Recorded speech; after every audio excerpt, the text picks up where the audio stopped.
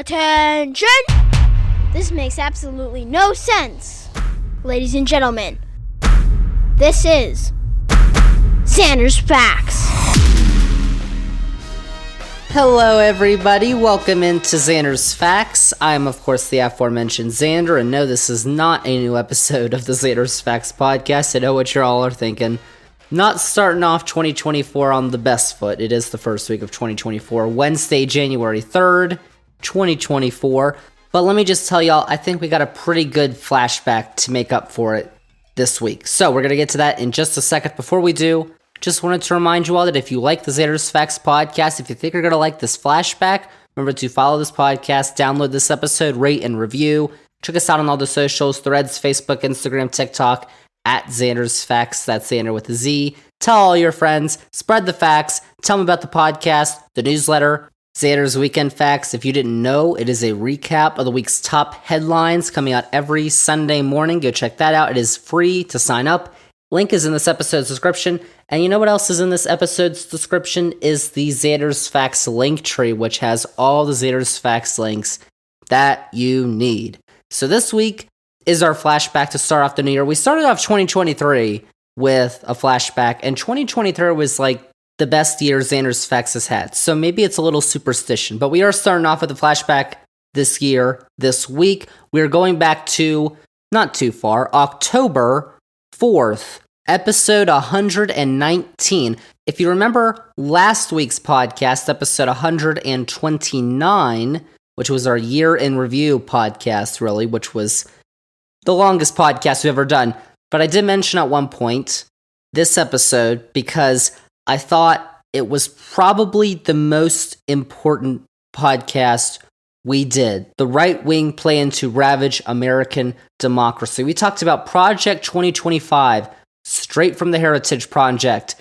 It's important not just because this is an election year, so I thought it was a great way to start this year off, but also because of the implications that it could have. It is indeed an election year, y'all, and if a Republican does get elected president in November, a lot of what is in Project 2025 will likely become the platform of a Republican president, or even a Republican nominee, whoever that may be. We're going to get into that more next week, because next week we are going to have a new podcast, and we're going to be talking about elections, because if y'all didn't know, the Iowa Caucuses are this month in January, and next week is going to be our little preview for what's going to happen. We will talk about all of that next week. So whoever the Republican nominee is, Project 2025, or what is in Project 2025, a lot of that is probably going to be a part of their platform. And on episode 119, which I'm about to play back for y'all, I talked about why maybe that's not the best thing. And I read through the document, provided quotes. It was massive. But y'all, it's important. And this was a long podcast too. This was over an hour. So this flashback is going to be over an hour too. But it is important to listen. If you haven't heard this before, make sure you stay tuned. And even if you have heard this before, it's always important to listen back to the podcast because you never know which facts you miss. So let's get to it. Episode 119 from October of last year, when we were talking about Project 2025. That is going to be something that is stuck in your memory for the next year. That is coming up right here as the Zander's Facts podcast continues.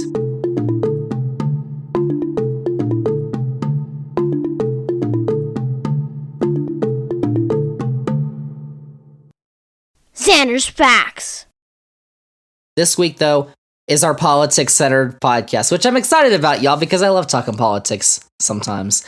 You know, because it's been a while since we've dived deep into the inner workings of Washington, D.C. But that's what we're doing this week. We're talking politics, and as I said, there's a lot of things to cover. I mean, we've got former President Donald Trump, who's currently on trial, not for any of the 4 indictments that have already been handed down, though, but instead in a New York civil case that accuses him of fraud. We could also talk about the drama that was once again unfolding in the House of Representatives. Kevin McCarthy's job as Speaker, he's out, and he ain't running again. So there's going to be a new Speaker. We have no clue who it's going to be. I mean, we had that whole vote-a-rama thing. There was 15 or so votes in January, and this chaos could top that. I mean, we might talk about those. We'll probably talk about those at some point later on in the podcast. But what I wanted to focus on this week was this effort that's being made by conservatives in the US, members of the Republican Party, to basically reshape how the federal government operates when they get into power. It's something that they're calling Project 2025. And I think that when you actually dive into what it specifically entails, because on the surface, Project 2025 is like, okay, whatever. But when you actually look into what is actually in this project, it's kind of terrifying. That's why it's particularly frustrating that the news media isn't talking about this at all. And, we're instead talking more about Commander, the president's dog who was biting Secret Service agents. Godzilla gets cold cocked. And by the way, only Secret Service agents are being bit. No one else. Which to me is like, I guess, the Secret Service agents, operate differently. Like, they act differently and strange, because that's their job from normal humans. So maybe that takes the dog off, or I don't know. I don't want to talk about it. You can go to Fox News to talk about that. But this week, I want to take a look at exactly what Project 2025 features, what the fallout could be if pieces of this plan ever come to pass, and of course, the likelihood of it becoming a reality, because this is one of those weeks on the podcast. I do this podcast every week, except for last week because we had a flashback. But basically why I do this podcast is to inform.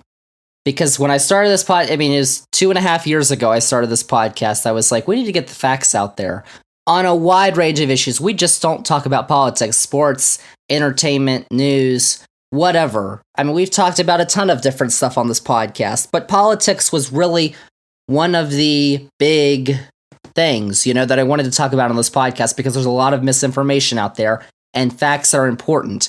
With this Project 2025, even though the presidential election is over a year away, we're in October of 2023. We still got a month and a year until the presidential election. This is one of those things that I think you really need to know about, that you need to be informed about before you make your decision, because this is kind of really important. And you probably don't even know what I'm talking about yet, but I'm going to explain it to y'all here in just a second as we do our factual breakdown of this thing called Project 2025. Judge Zander. Which over the next 13 months is going to be extremely important. But basically what I wanted to start this breakdown by is recapping kind of how we got to this point in our American political system, because it isn't just this Project 2025 thing, right? It's what's going on in the House of Representatives right now, what's going on in our politics overall. But in essence, what Project 2025 is a plan formulated by several right-wing conservative groups led by the Heritage Foundation. We've talked about them before on this podcast, to lead the next Republican president through the first 180 days in office. And they think that they're going to get a Republican elected in 2024, which is why it's called Project 2025. And the New York Times described this plan in an article from July. The title of that article, Trump and Allies Forge Plans to Increase Presidential Power in 2025. That article began with the quote, Donald J. Trump and his allies are planning a sweeping expansion of presidential power over the machinery of government if voters return him to the White House in 2025, reshaping the structure of the executive branch to concentrate far greater authority directly in his hands, unquote. So this 900-page plan is ultimately part of a plan. Project 2025 is only part of what was just described in that New York Times piece. It's part of a plan to put more power in the hands of the executive branch, specifically the president, in order to, to put it plainly, to implement an authoritarian agenda. But this isn't some kind of, wild mishmash of policies that are suddenly been thrown together. This is the culmination of decades of work from these groups, specifically here, the Heritage Foundation. Project 2025 is actually just the latest in a series of publications that are titled Mandate for Leadership. Now, the first Mandate for Leadership was published back in January 1981. Not so coincidentally, in fact, specifically because it was the same time that Ronald Reagan was inaugurated for his first term as president. Now, that first edition, all 3,000 pages of it, called for many policy suggestions, such as income tax cuts, the presidential line item veto, inner-city enterprise zones, increased defense spending, halting Justice Department affirmative action policies, and many more. And the Reagan White House loved it, and they worked over the next year to implement nearly 60% of the 2,000 policy suggestions that were in that first edition of Mandate for Leadership that came from the Heritage Foundation. And they have since published 8 additional editions of the Mandate for Leadership. Each of them have been released right around or after the election of a Republican for president, most of them. In 1984, for Reagan's second term, 88, George H.W. Bush's sole term. Before the 1996 presidential election, Bill Clinton still won that election.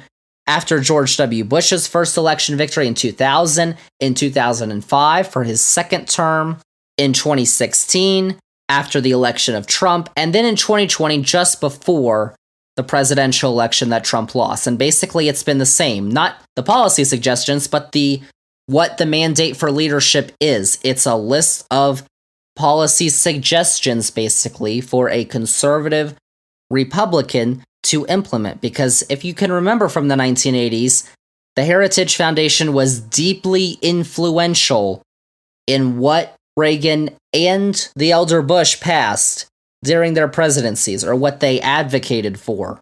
And so now we have a new edition of this Mandate for Leadership book, series, document, whatever you want to call it.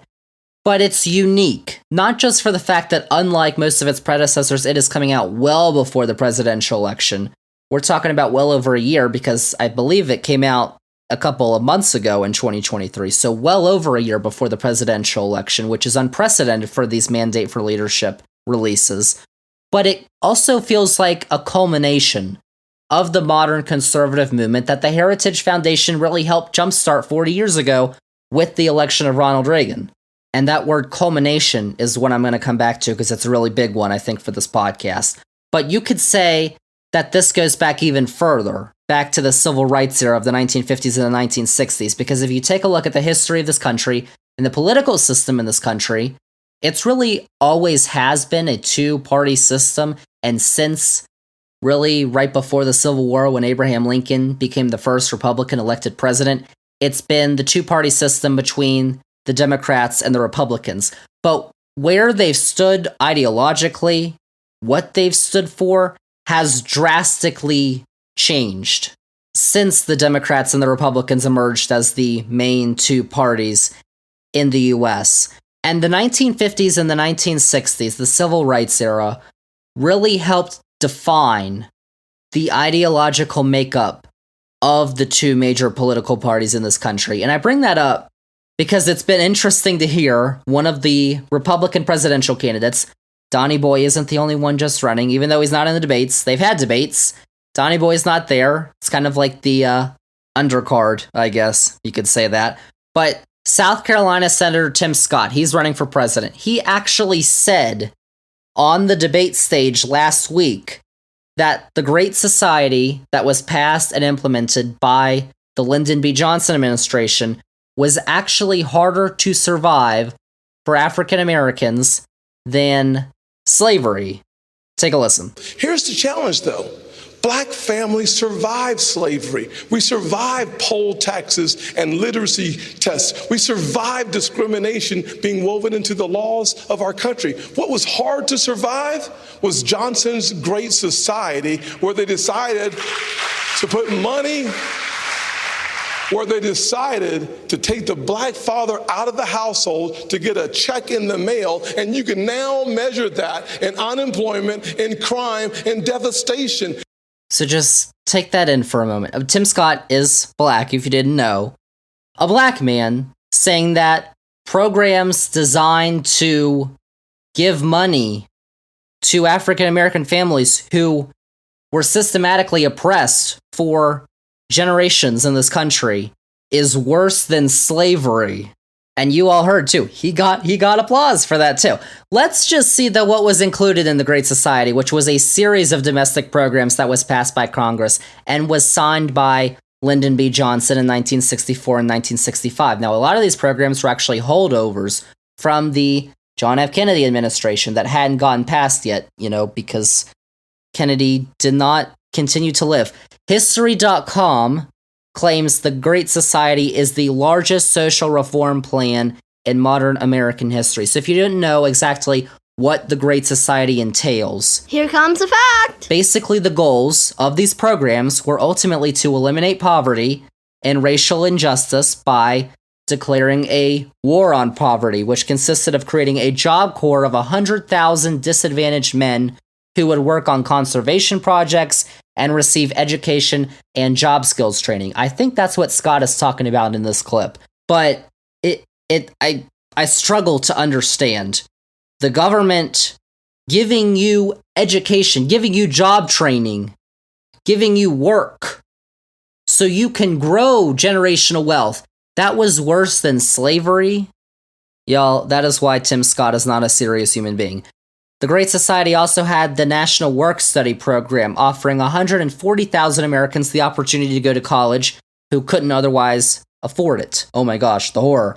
But what you also have are the passage of two extremely popular programs today, Medicare and Medicaid, that provide health care for the elderly, as well as those getting assistance from the government. You also have the creation of the Head Start program, which has since served over 32 million vulnerable children in the U.S., and the Elementary and Secondary Education Act gave funding to school districts where the student population came from low-income households. You've got the Water Quality Act, which was passed in 1965 to control water pollution, along with the Motor Vehicle Air Pollution Control Act, which has led to the emissions standards on vehicles we have today. I mean, there's a ton of other policies that came into effect, but that's the gist. Too many facts. Like, the Great Society wasn't some burden for people, especially when at this time, I go off into that little tangent because it's important to remember that this point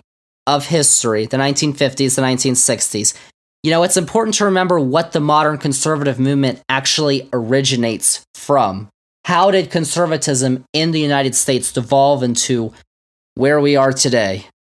It's not exactly, a true starting point because we've had some sort of conservatism that's always existed in some form in American politics, but the 50s and the 60s, seems like a nice starting point for the modern era at least, because as I said, this was really the point in time where the current makeup of the liberal Democratic Party and the conservative Republican Party starts to come together. Because if you remember, during the Civil War, Abraham Lincoln and the North, a lot of them were Republicans.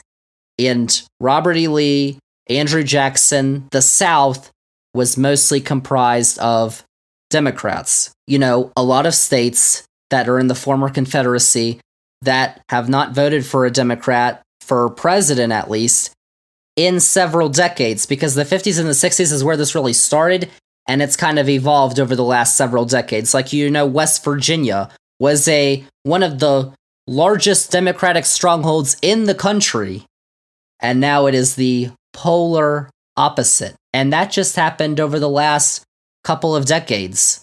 Like, if you told somebody in the 1980s, in the 1980 presidential election, West Virginia was one of the few states that voted for Jimmy Carter instead of Ronald Reagan. If you told somebody in the 1980s, West Virginia is one of the most Republican states in the country, they wouldn't have believed you.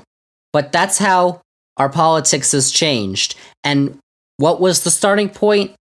Really, it had a lot to do with the civil rights policy and things that were passed in the Great Society. You had Southern Democrats like Strom Thurmond leave the party because Lyndon B. Johnson led the effort to pass the Civil Rights Act in 1964, which was bipartisan. Both parties voted for it, but there were Democrats who did not vote for it and then subsequently left the party and joined the Republicans. Thurmond joined the Republican Party along with others, and then he, along with 1964 Republican presidential nominee Barry Goldwater, and later a Republican president, Richard Nixon, that set the stage for the Southern Strategy, which was implemented by Republicans, where Republicans basically took advantage of many white people in the South who were not happy that segregation had ended and that Jim Crow era laws were being phased out to promote, oh my gosh, standard rights for minorities. How terrible. You have to use the same water fountain as me? But you go back to the 1960s, and that's what all the hubbub was about in the South. And so what that did, getting Southern Democrats like Strom Thurmond to join the party, and then the Republican Party basically coalescing around the Southern strategy, was push the party to the right, ideologically, which set up their current conservative makeup. So back to what Tim Scott said.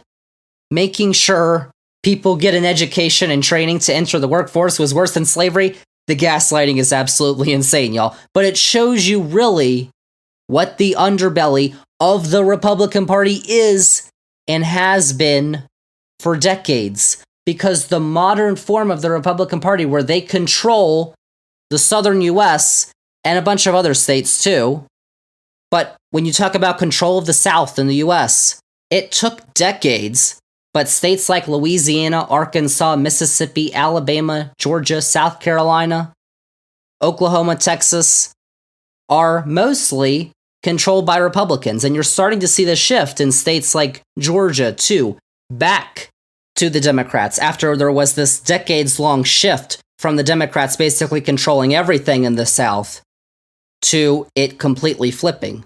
And why was that? There's lots of reasons. But the civil rights movement and the passage of civil rights laws and welfare programs that were mostly led by Democrats in the 1960s really led to this movement happening. And so then, that's kind of the basis point. In 1973, we enter the Heritage Foundation, which was founded then, but it really didn't gain popularity until it came out with the first Mandate for Freedom and the Reagan presidency. But how did this come about? Because you had some Republicans, specifically members of the Richard Nixon administration, because you remember Richard Nixon actually did some very liberal things like create the Environmental Protection Agency. Richard Nixon as president wasn't this wholly unabashed conservative. And so you have disgruntled members of his administration who formed the Heritage Foundation because they say the party has not gone far enough to the right. We need to be more conservative. And so ultimately, that's what Ronald Reagan seized on. I mean, it was pretty easy for a Republican to win the 1980 election. The country wasn't doing so well economically, and that's a lot of what matters in a presidential election, for better or worse, when there's not other massive extenuating circumstances. But I don't need to remind you about some of the policies implemented by Ronald Reagan while he was president. I mean, we talked about that on a past episode of this podcast, episode 36. Here we go. If y'all want to go listen back to that. But I'm not, it's not just about race relations and welfare programs. His famous welfare queen story has repeatedly been debunked as false, but also implementing trickle-down economics, cutting the top-end tax rate from 70% during his presidency to 28%, which has obviously led to the wealth gap we have today, going crazy. And we've talked about before on this podcast, cutting AIDS research in the 1980s, taking money from Social Security to increase government spending when he talked about government is the problem, we're going to decrease government spending, but he actually increased government spending. And then he cut taxes, which, those two things don't go together. He tripled the national debt, and that's just domestic policy. Listen, that's not what we're talking about this week. But that same group, the Heritage Foundation, which promoted the rise of Ronald Reagan, also promoted the rise of Newt Gingrich and the GOP during the Clinton presidency in the 1990s, along with the Tea Party Republicans in 2010. And when they were founded, the Heritage Foundation, they really tried to differentiate themselves from another conservative think tank, the American Enterprise Institute, because what the Heritage Foundation said is we're also going to advocate for the religious right, or the Christian right. And you can see how much of an influence they have had on politics in the Republican Party over the last couple of decades. So this group, the Heritage Foundation, has developed their latest plan, which is, I think, much worse for American democracy than anything they've done in the past. Really with Ronald Reagan, it's a lot of what I just mentioned, the tax cuts, the spending, talk about how you don't like welfare programs, like all that stuff really, not directly hurts democracy, but it's kind of evolved since that first edition of the Mandate for Freedom to what we have now. What do we have now? It's Project 2025. Now that we've gone through that little history lesson, let's take a look at exactly what is in Project 2025 and why I think we should all be concerned. Because first, I think it's important to note that really, unlike the 2020 Republican Party platform that they put out, which was basically whatever Donald Trump wants, this actually isn't all dependent on Donny Boy winning the election next year. The writers of this plan have been very careful to note that it is for any Republican who wins the 2024 election, and you've already got candidates like Ron DeSantis, Ron McDonald, and Vivek Ramaswamy, who have even endorsed some of their proposals already. Of course, who are we kidding? It's October 2023, but unless he drops dead, it's a one-man race to the Republican primary, y'all. But let's just take a look at how those who created Project 2025, the 2025 Presidential Transition Project, define the plan. Now, this is from the front page of their website. They say, quote, "It is not enough for conservatives to win elections. If we are going to rescue the country from the grip of the radical left, we need both a governing agenda and the right people in place, ready to carry this agenda out on day one of the next conservative administration. This is the goal of the 2025 Presidential Transition Project. The project will build on 4 pillars that will collectively pave the way for an effective conservative administration. Those 4 pillars are policy agenda, personal database, training, and a 180-day playbook." But the big thing here is the policy agenda. What do they want a Republican president to implement in their first 180 days in office? Because remember, Ronald Reagan implemented over 60% of what the Heritage Foundation suggested. This isn't some far off, loony, these people are nobodies plan. This is from the people who were at the center of power in the Republican Party. So, what is in that policy agenda? Let's get down into the nitty-gritties, because it really all comes down to reinstating something that is known as Schedule F. Schedule F was established through a Trump executive order back in October of 2020 that created this new employment category for federal employees. Now, federal government employees, basically civil servants, most of them who serve in roles that the president cannot remove, the president does not have the power to remove them, who were assigned under Schedule F, would then become at-will employees, which would make them a lot easier to fire, to get rid of.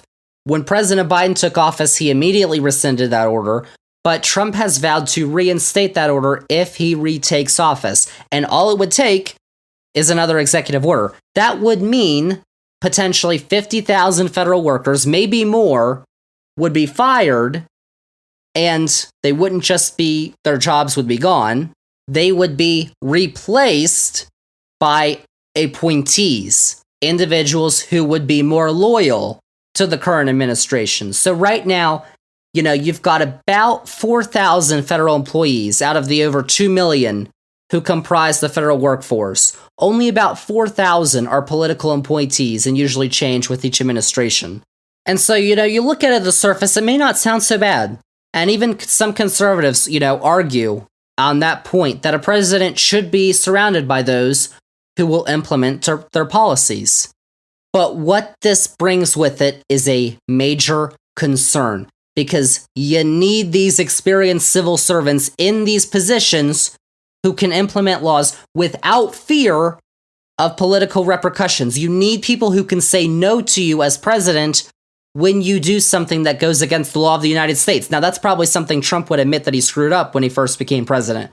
That's that he put too many people around him who told him no. No. And then we kind of saw the shift during his presidency, during those 4 years, where ultimately by the end of his term, you could clearly tell his ideas were getting crazier and crazier. I mean, we went from nuking a hurricane to inciting an insurrection. The civil servants are there to make sure he doesn't nuke a hurricane. Yes, because I don't know. But these employees, they make sure the government runs effectively. You're talking about making sure recipients get their food stamps, national parks stay open. Everything the government does is up to these civil servants, the people you have no clue who they are, but they're extremely important in making sure the government runs. And these positions are critical. And when you have them replaced by political operatives, basically, that's what conservatives want, because they would make the government ineffective. Which is ultimately, and it's a little early to get to the point of all this, but it really is the point to try and make you think that when the Republicans come into power, they say government's not working, so let's get rid of it, or parts of it, and then you agree with them, but the ones who made it not work were those same people. And so that's what they're trying to do right here. And then with this, that's where the training pillar comes in, which is extremely strange because the Heritage Foundation is going beyond just giving policy suggestions. And according to Politico, they are recruiting, quote, conservative warriors, unquote, from bar associations and state attorneys general offices across the country and installing them throughout the federal government. That's what their plan is, because Paul Dans is the director of the project who worked in the Trump administration. He told the Associated Press, quote, "We need to flood the zone with conservatives," unquote. He goes on, quote, "This is a clarion call to come to Washington. People need to lay down their tools and step aside from their professional life and say, this is my lifetime moment to serve," unquote. Which, what? I need to lay down my tools and come to Washington to serve. Here's how the AP goes on to describe this effort in that same article. Quote, "The unprecedented effort is being orchestrated with dozens of right-flank organizations, many new to Washington, and represents a changed approach from conservatives who traditionally have sought to limit the federal government by cutting federal taxes and slashing federal spending. Instead, Trump-era conservatives want to gut the administrative state from within by ousting federal employees they believe are standing in the way of the president's agenda and replacing them with like-minded officials more eager to fulfill a new executive's approach to governing. The goal is to avoid the pitfalls of Trump's first years in office when the Republican president's team was ill-prepared. His cabinet nominees had trouble winning Senate confirmation, and policies were met with resistance by lawmakers, government workers, and even Trump's own appointees who refused to bend or break protocol, or in some cases violate laws, to achieve his goals," unquote. So, what that's kind of reminiscent of is a past era of American governance, the spoils system. If you can remember from high school U.S. history class, the spoils system was used from the founding of the country until the Pendleton Act was passed in 1883. Now, the spoils system basically functioned as when a president was elected, he would give government jobs in the bureaucracy to his supporters, his friends, his relatives. And in 1883, this was replaced by a merit system because we figured out that the spoils system was pretty corrupt. This is true. But what sounds like from this is that the Trump administration would go back to this. And the thing is, they're not being sneaky about it either. It's wide out in the open what they're basically saying they want to do. I mean, the last sentence of that article that I just read, lawmakers, government workers, and even Trump's own appointees who refuse to bend or break protocol, or in some cases violate laws to achieve his goals. So what Trump wants is for his workers to violate laws in order to achieve his goals. That's what they basically are saying. They want avoid the pitfalls of Trump's first years in office. And they also use this term administrative state, which I don't think a lot of them know about, but that's a term that people like Steve Bannon like to use a lot. And when they use that term, they're really talking about the growth of the government that really started under this merit system. First, under really President Woodrow Wilson back in the early 1900s, and then, of course, expanded with the New Deal under FDR and the Great Society. And it's used in this Politico quote from Russell Vought, who was the director of the Office of Management and Budget under the Trump administration and is in charge of implementing the policy program for Project 2025. He says, quote, "We think it's more systematic than it is just about Trump. We have political prisoners in this country for the first time I can remember," Vought says, referring in part to those convicted for their roles in the January 6th assault on the Capitol. "We have people that are in jail that are no threat to their community and no flight risk that are being mistreated in jail. The court system has adopted a paradigm that they are a threat to democracy. As a result," Vought says, "we have to be thinking mechanically about how to take these institutions over." Vought is reassembling his old team at the Trump Office of Management and Budget and describes his role as drafting fresh executive orders, playbooks, and memoranda for cabinet secretaries to be ready on day one of the next transition, whatever is necessary to seize control of the administrative state is really our task, unquote. So that's who's leading this charge. People who think that those who have gone to jail over breaking into the Capitol on January 6, 2021 are political prisoners. Uh-oh. When the Heritage Foundation sends its people, y'all, they're not sending their best. Actually, Vought is the head of a different group, the Center for Renewing America. Oh, I wonder what that means. Which is one of 75 conservative groups that have actually signed on to Project 2025. Heritage Foundation is usually the one who creates these and writes these and publishes these and all these, but there's a lot of conservative groups, a lot of small ones, who have signed on to this project as well. And so that's really one main, probably the biggest threat, I would say, is what they call the administrative state, and they want to seize control. But there's a lot of other stuff here in this plan. Let's see. Energy and the environment, because Project 2025 actually calls for the elimination of 3 agencies within the Department of Energy: the Office of Clean Energy Demonstrations, the Office of State and Community Energy Programs, and the Office of Grid Deployment. So, obviously, all 3 of those offices have a major role in the transition currently ongoing between fossil fuels and clean, renewable energy sources. So what does Project 2025 want to do? Well, here's a quote from the plan itself.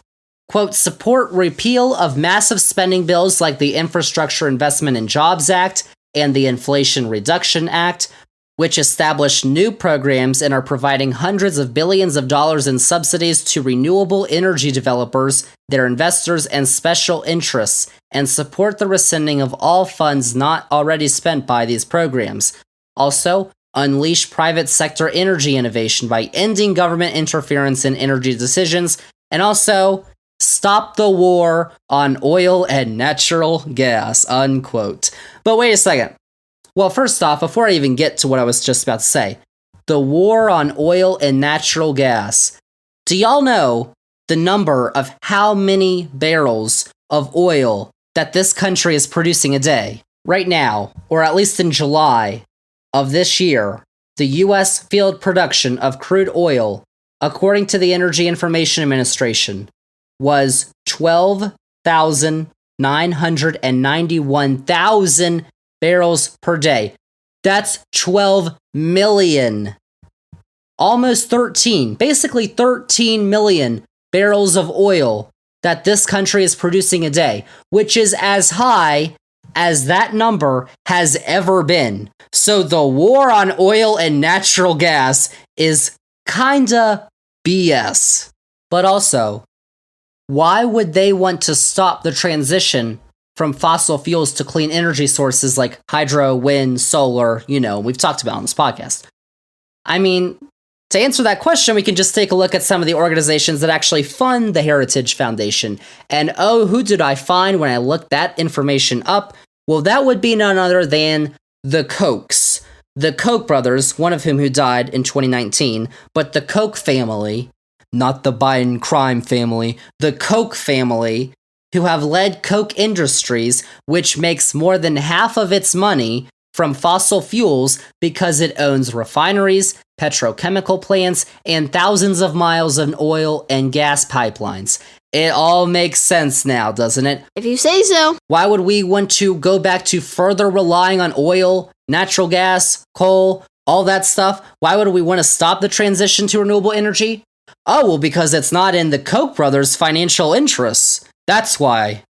That's basically what this project says right there. But that's not all that's in here. We've got the Justice Department.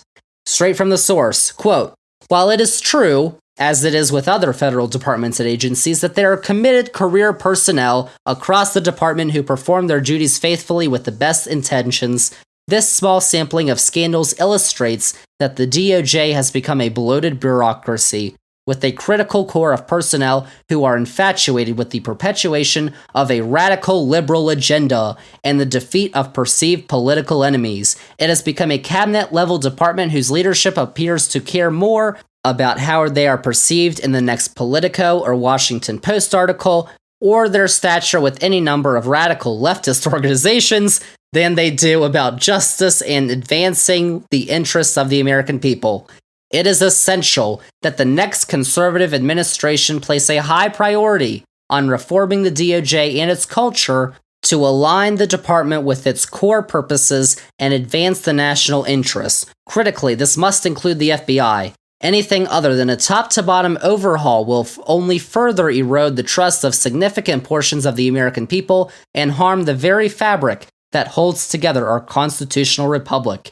At a practical level, not reforming the Department of Justice will also guarantee the failure of that conservative administration's agenda in countless other ways. Unquote. So what should be done? In not so subtle terms, Project 2025 believes that the independence that currently exists between the Department of Justice and the President should no longer exist. That's something that Trump has repeatedly wished for on the campaign trail, so that he can investigate his political opponents. Of course, that's something that Republicans are criticizing President Biden for doing right now, which he isn't. And if he was, he probably wouldn't have let the Department of Justice appoint a special counsel and then prosecute his son, Hunter. Like, if he was actually infiltrating himself into the Department of Justice, I don't think that would have happened, but it did. So, either way, I don't think I need to go more in depth on why getting rid of the independence between the president and the Department of Justice is a bad idea, because it continues the erosion, not just of the checks and balances our government's supposed to be based on, but also the integrity of the government that Republicans appear so poised as to remove, even though they say, oh my gosh, they're eroding the trust of significant portions of the American people and harming the very fabric that holds together a constitutional republic, when what they are proposing, getting rid of the independence between the president and the Justice Department, that erodes the fabric that holds together a constitutional republic.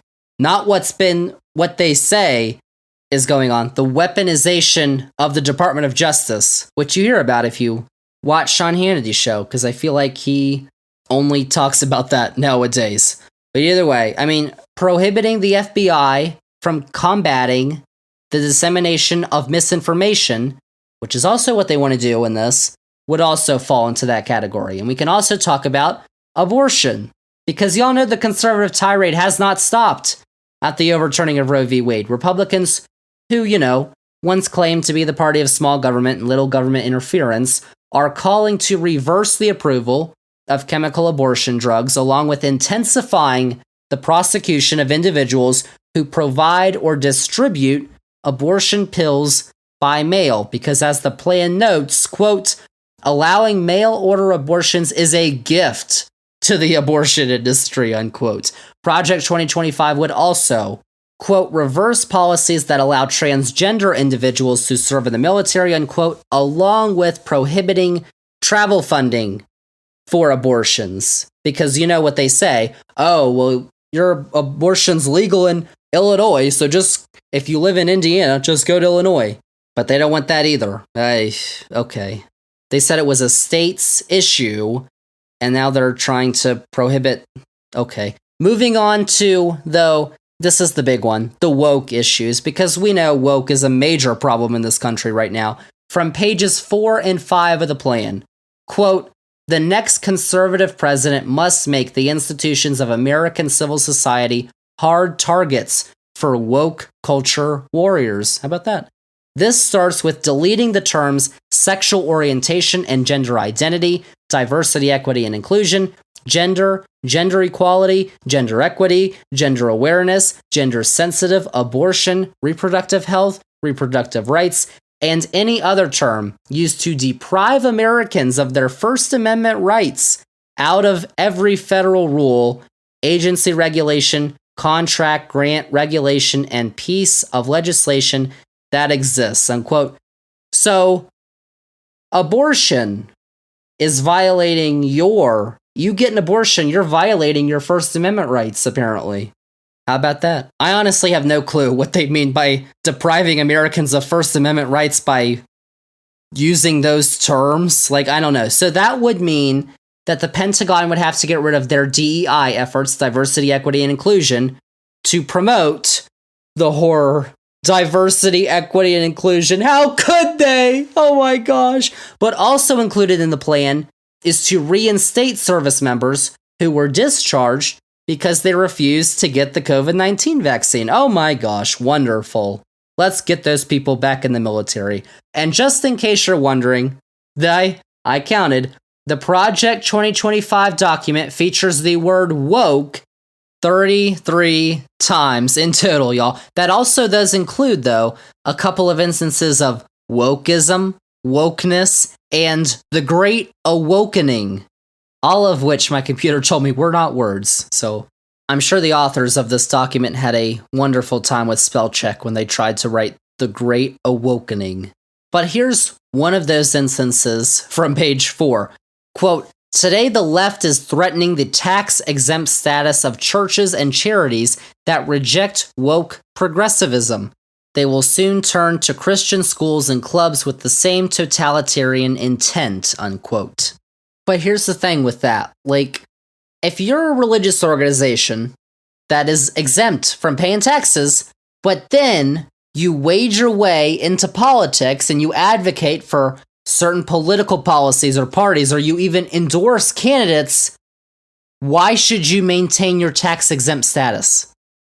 Like, that to me doesn't make sense. But apparently, I'm a part of the Great Awakening, so what do I know? Jeez. But another portion of this whole plan, I guess, Project 2025, that I found interesting, I guess is a word I could say, was the section on the Department of Health and Human Services. Now here, the plan lays out the following.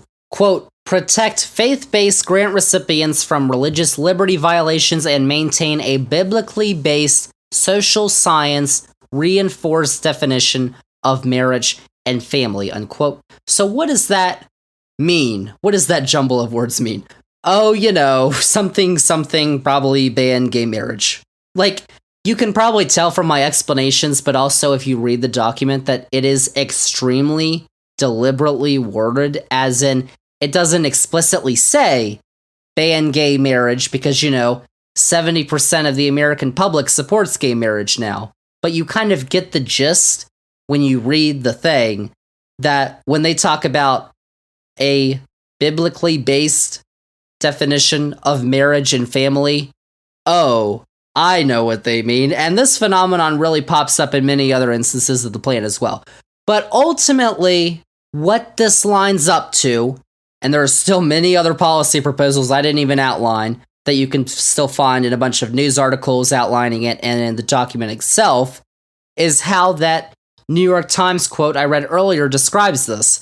Donald J. Trump and his allies are planning a sweeping expansion of power, presidential power, over the machinery of government if voters return him to the White House in 2025, reshaping the structure of the executive branch to concentrate far greater authority directly in his hands. But the article continues, quote, "Mr. Trump and his associates have a broader goal, to alter the balance of power by increasing the president's authority over every part of the federal government that now operates by either law or tradition with any measure of independence from political interference by the White House.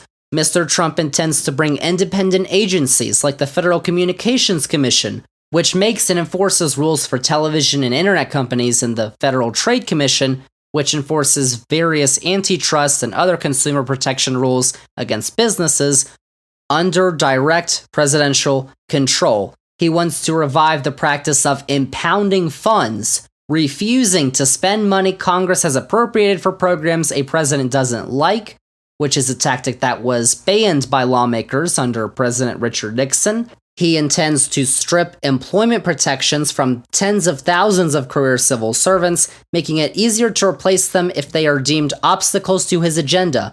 And he plans to scour the intelligence agencies, the State Department, and the defense bureaucracies to remove officials he has vilified as the sick political class that hates our country. Unquote. So here's what it is. Y'all, it is a blatant attempt, a blatant effort to shore up support for an authoritarian leader. It's not a reach to say these policies, they're pretty authoritarian. They're pretty dictatorial. Nowhere in the actual document does it use the words overthrow or coup or the phrase getting rid of elections, but that's essentially what this is. It's making sure the entire executive branch is under the eye of one man who can remove anyone he wants when he doesn't get his way. Like, y'all know why Trump did not succeed in his illegal efforts to overturn the 2020 presidential election, which he lost. He failed because there were civil servants all across the government who made sure he didn't get his way. Not because they maybe didn't like him or had a grudge against him, but because it was against the law and the integral foundations of American democracy. If these plans were implemented, that goes bye-bye. And the result is an authoritarian leader who can gladly do whatever he wants because the checks and balances meant to keep the executive from blatantly flaunting their power are gone. This is really the plan that seeks to make sure Republicans never lose another election as long as the United States continues to stand, because we have efforts like these that make the prospect that our democracy is going to continue for much longer a pipe dream. We're going to become like Russia, which Donny Boy truly does seem to admire, by the way, by having elections in quotes, in name only. Like, we'll have elections, but we already know the winner. You know, that's what this would ultimately entail.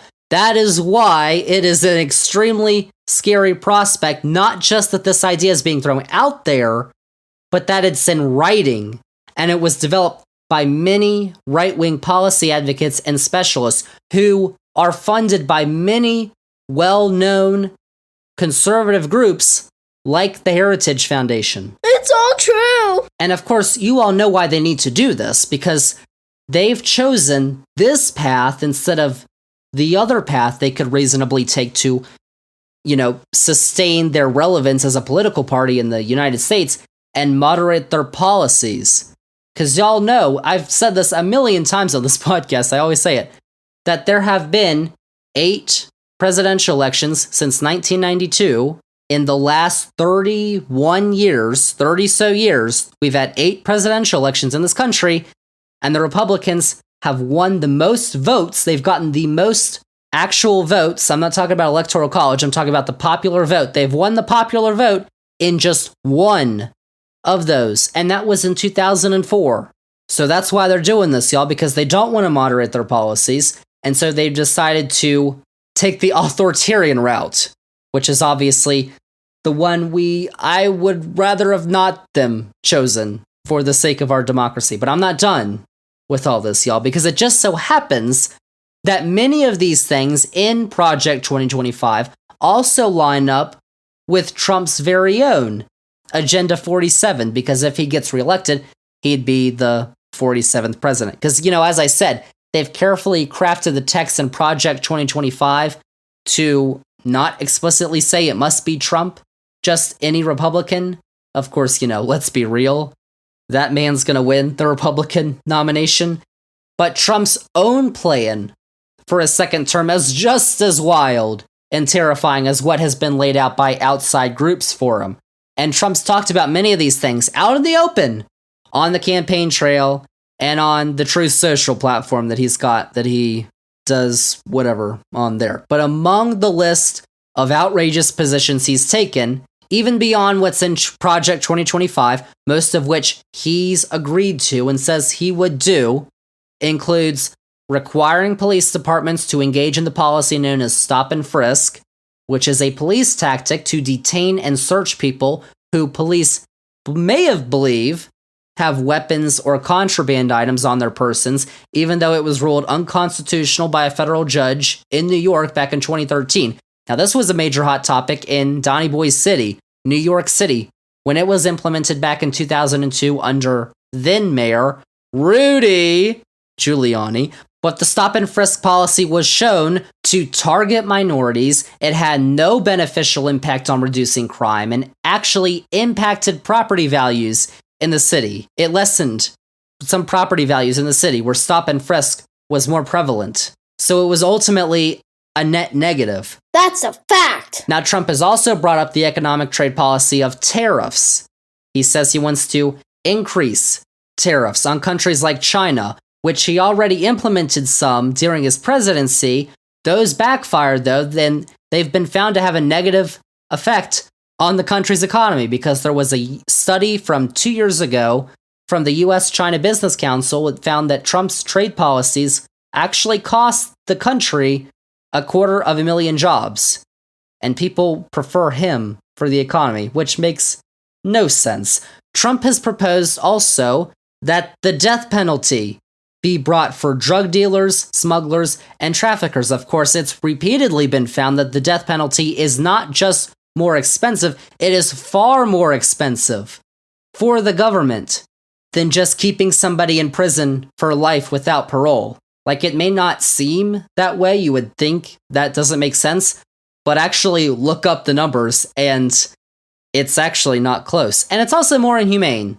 I don't think Donny Boy cares about that, though. And, just in case someone is found guilty wrongly, which has happened in the past, decades later, we've realized people shouldn't have been found guilty. Death penalty, you can't reverse that. Trump has also called to end birthright citizenship, which allows those born in the U.S. to citizens of foreign countries. If your parents are citizens not of the U.S., but if you're born in the U.S., you're a citizen. But that likely goes against the 14th Amendment, what Trump wants to do. End it, because 14th Amendment states all persons born or naturalized in the United States and subject to the jurisdiction thereof are citizens of the United States and of the state wherein they reside. So that is likely unconstitutional. It's also interesting, though, how there's another Republican candidate, Vivek Ramaswamy, who I mentioned earlier. He wants to end birthright citizenship too, even though he's a product of birthright citizenship. He was born in this country to parents who were not citizens of this country and became a citizen because he was born here. I mean, the classic rules for thee, not for me. Yikes! And as you probably know, Trump has also promised to issue pardons and even government apologies to those who have been charged for their involvements in the insurrection on January 6th, 2021. How wonderful. But what Trump also wants to do is deploy the military, no transgenders in the military, but deploy the military to fight street crime, break up gangs, and deport immigrants, while also creating these, what he calls, freedom cities on federal land, which he says will include flying cars. Which I don't know yet. We can't even have self-driving cars yet. Flying cars is a long way off. Oh, and he also wants to cut funding for schools that teach critical race theory. But hey, just the typical stuff. Oh man, y'all, we have talked a lot about critical race theory on this podcast, let me tell you. So, all those policies, I guess you could say, really don't fly in the face of democracy. Like, I don't agree with a single one of them, but really not on democratic principles. Maybe that 14th Amendment one, that was kind of a joke. But Trump's approvals and admiration of that proposal to not only investigate his political rivals, but also jail and execute them kind of is. And that, of course, comes from the fact that he wants to personally oversee the Department of Justice. He wants to get rid of that independence, which, yeah, that flies in the face of democracy. And I did say execute. Because here's what he said on Truth Social about recently retired Joint Chiefs of Staff Mark Milley, who served under both Biden and Trump. Donnie Boy said, quote, Mark Milley, who led perhaps the most embarrassing moment in American history with his grossly incompetent implementation of the withdrawal from Afghanistan, costing many lives, leaving behind hundreds of American citizens, and handing over billions of dollars of the finest military equipment ever made, will be leaving the military next week. This will be a time for all citizens of the USA to celebrate. This guy turned out to be a woke train wreck who, if the fake news reporting is correct, was actually dealing with China to give them a heads up on the thinking of the President of the United States. This is an act so egregious that at times gone by, the punishment would have been death. In all caps. A war between China and the United States could have been the result of the treasonous act to be continued, with 3 exclamation points to end, unquote. So, first off, most embarrassing moment in American history. There's been a bunch of those. I don't think the Afghanistan withdrawal ranks up there. But also, let me note, on that withdrawal from Afghanistan, we had to do that because guess who, in the final weeks before he left office, signed a withdrawal agreement with the Taliban? That would be Donnie Boy himself. Why isn't that mentioned in the blame? Probably because a lot of people don't know about it. But it's true, y'all. There are many reasons why the man is unfit to serve in an office in the government of the United States. But that has to be up there. It's true.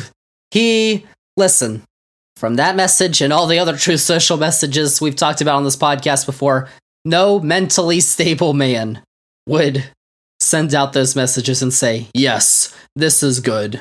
I don't think so. You also might want to listen to what he had to say the other day about sharks at a campaign rally. Take a listen. But if I'm sitting down and that boat's going down and I'm on top of a battery and the water starts flooding in, I'm getting concerned. But then I look 10 yards to my left and there's a shark over there. So I have a choice of electrocution or shark. You know what I'm going to take? Electrocution. I will take electrocution every single time. Do we agree? Yeah, I will take electrocution. Electrocution. I don't know, y'all. I don't know where he got... I don't know how he comes up with these things at his campaign rallies. It's just... oh boy. But in another speech, this is more relevant. At the Conservative Political Action Conference back in the summer, he said, quote, I am your warrior, I am your justice, and for those who have been wronged and betrayed, I am your retribution, unquote. First off, he is not a warrior to anybody. For those who truly believe and love him. Of course they ate it up, though. You see, I guess I'm on Twitter all the time, but I see these images of, these people who fawn over Trump, and they're these drawings of him in the Superman costume with all the muscles. Why do they need to portray him like that? Because that's not what he's like in real life. He's a slob. An image of his face plastered over Jabba the Hutt would be more accurate to what he looks like. I don't understand why they have to portray him like that, in a fictitious light. But we have to remember that Donald Trump is not one of those people who truly believes everything he says. The man was a Democrat for many years, supporter and friends of the Clintons and the Obamas, until he found the perfect grifting opportunity, and y'all, he took it. Not too dissimilar from that of Ku Klux Clay Travis, Candace Owens, people who they want you to believe they're conservative, they're warriors fighting for you. There's some of those conservative warriors. But actually, they started their career advocating for the other side. But then they found that the grift was on the other side because the other side has, people who will just believe whatever you say. It doesn't have to be true. It was, they'll eat it up. And they found that and they were like, oh, I'm going to go grift. So, he'll say anything to get these people to go crazy for him. People who feel they have been wronged by the American government system, even if he doesn't believe a word of it. I mean, he couldn't give a rat's ass about those people, y'all, even though they believe, they support him unequivocally, they want to hear everything he has to say, which, y'all, is a term we call brainwashing. But that all brings me back to my little historical tirade earlier when I said that the foundation of the modern political parties comes from the civil rights era. There are many, many, many people in this country who believe some extremely abhorrent, untrue, racist, misogynist BS and blame others for their own wrongdoings. Like it especially seems to be those who receive assistance from the government. These thoughts have been around since the dawn of time, you all know. But the civil rights era brought a point where one political party was like, all right, we've had enough. We need to promote equality regardless of your gender, your race, whatever. But it's almost as though the emergence of Donald Trump, however many years, 50, 60 years later, allowed these simmering fissures, all of which have basically coalesced around the Republican Party, to suddenly burst. Like, it obviously helped that Democrats elected, a man who was half black as president, which made a lot of people's minds in this country explode. But when Trump came on the scene and he basically said the racist and other hateful things that these people have been thinking for years, it led them to believe, oh, well, it's okay to say these things out in the open, and that's where we've gotten politically correct. Oh, you're being too politically correct. From what? Being racist or misogynist? Yeah. But that's ultimately why I used the word culmination earlier. Remember, I came back to this. Whoa. How this 2024 election is kind of like the culmination of the modern conservative movement that was begun by Reagan and the Heritage Foundation 40 years ago. It's almost like it's built up to Trump and his overtaking of the Republican Party, but also the culmination of what kind of a country we want to live in, because Republicans love to claim that Democrats are all about imposing tyrannical, Marxist, communist, socialist ideals, their socialist agenda on the American people. And then when you ask them, where have Democrats said that they're going to do this? They say you have to read between the lines because, y'all, it's not real. They just blurt that out. But now, we don't have to read between the lines with the Republican Party because they are controlled, whether they like it or not, by an individual who promotes the absolute worst in human beings, who gets them to say the worst things to other humans, and who has shown he does not believe in the rule of law, or, if he did, he wouldn't have been indicted 4 times, or in democratic institutions that this country is founded on, and what makes it great, ultimately. But now he has brought along many others on the right side of the aisle to implement his authoritarian ideals with him because they know that's the only way, without radically changing their policies, they can stay in power in this democratic system that we have, which is not, listen, the democratic system we have, the 2 parties, the electoral college, first past the post voting, it's not the best system, but it's a lot better than what I just told you about they're trying to propose, which is basically elections in name only, because, as I said, the only reason Trump failed in his efforts to overturn the election in 2020 is because there were civil servants in the government who stopped him. He is now trying to remove those people so he can, next time, overturn the election in his favor, even when he loses. And so he's brought along many others on that right side of the aisle to implement his authoritarian ideals with him, ones that fly in the face of the freedom they love to promote as Americans. They're the freedom-loving party. Well, ultimately, what they're trying to implement in Project 2025, it's outlined, goes against freedom. It's literally the opposite. It's not something we have to read between the lines on, or just say, trust me, it's what they believe in. Trust me, guys, this is what Donald Trump's gonna do. Just trust me, I know it. You don't have to trust me. You just have to read that nonsense that uses carefully crafted language to make it seem legal and democratic, but in reality, it is anything of the sort. Like one of Ronald Reagan's most famous quotes, when he said in his inaugural address, 1981, "Government is not the solution to our problem, government is the problem," which is one that I vehemently disagree with, because I believe government should actually be the ones helping everyone in this country live the American dream, because libertarianism would fail dramatically if they ever got the chance. But even the modern Republican Party has moved away from Reagan and is now attempting to apply government power to fix problems that don't exist. Like, oh my gosh, we can't overturn elections in our favor.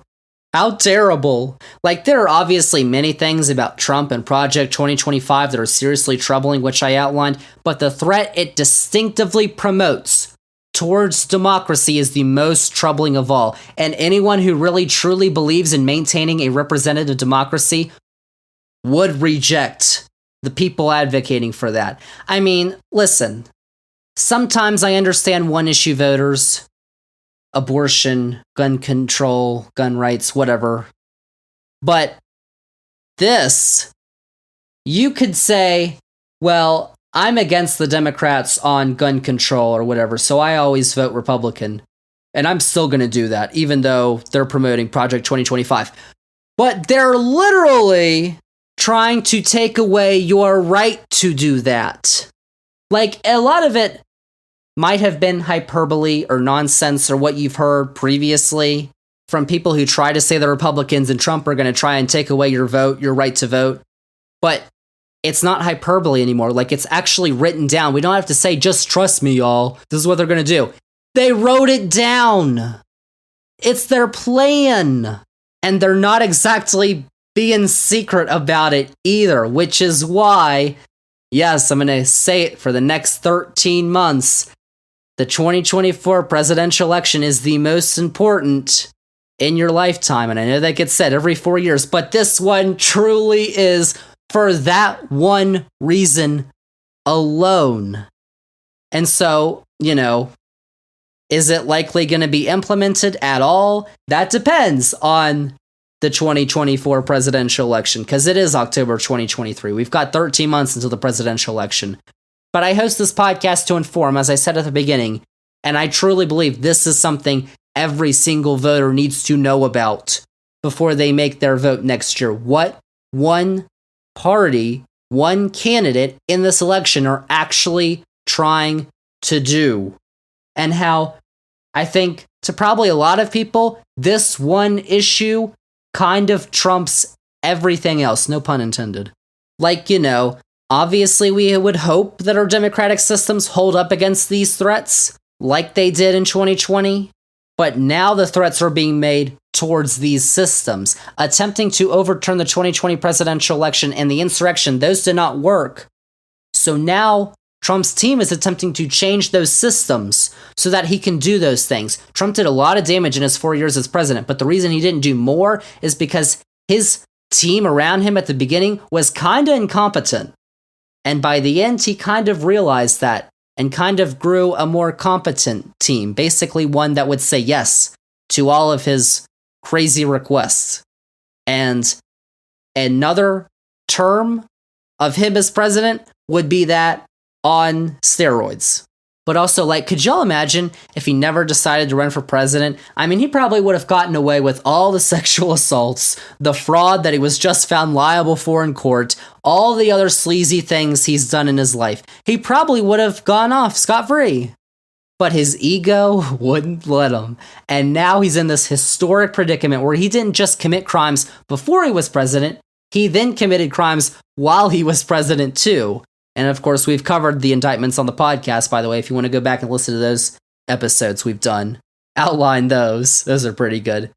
But listen, oh my gosh, only if this was the biggest issue for the Republican Party right now. Like I just mentioned, Trump was found liable by a judge for fraud in New York and then complained that he didn't get a jury trial, just a trial with a judge. The reason he didn't get a jury trial is because his lawyers failed to check the box on a document saying he wanted a jury trial in this case. Like the most simple of things. Whoops. He only hires the best, y'all. That's what he said. Zander's facts. Well, there you have it, y'all. That is this week's Flashback. Important facts. Hopefully you enjoyed them. And that is it for this week's Flashback. Thank you all so much for listening. Remember that if you liked all the facts we had on this week's Flashback, remember to follow this podcast, download this episode, rate and review the podcast. Check us out on all the socials, Threads, Facebook, Instagram, TikTok, at Zander's Facts. That is Zander with a Z. And most importantly, remember to tell all your friends. We like to call it spreading the facts around here. Tell all your friends about the podcast, the newsletter, Zander's Weekend Facts. Oh, by the way, little plug, this coming Sunday, if you all want to know who my national champion is in college football, because that is coming up, the national championship game on Monday, January 8th, you might want to read Zander's Weekend Facts, just letting you know, little plug. But make sure to check out the newsletter anyway. Also check out Zander's Facts on YouTube, our YouTube page. All our episodes get posted to YouTube, including this Flashback. So subscribe to the YouTube channel, and also check out the Zander's Facts link tree, because that has all the Zander's Facts links that you need. As I mentioned earlier, before the Flashback, episode 129 is coming up next week. We're talking elections, y'all. Iowa Caucuses preview is coming up next week. We love talking about elections on this podcast. Wednesday, January 10th, episode 129. Make sure to set your reminders for next week's podcast. But that is it. That is a wrap on this week's Zander's Facts Flashback. Thank you all so much for listening, and we'll see y'all with episode 129 next week. I love big leaf maples. I do too. Oh, this feels so good.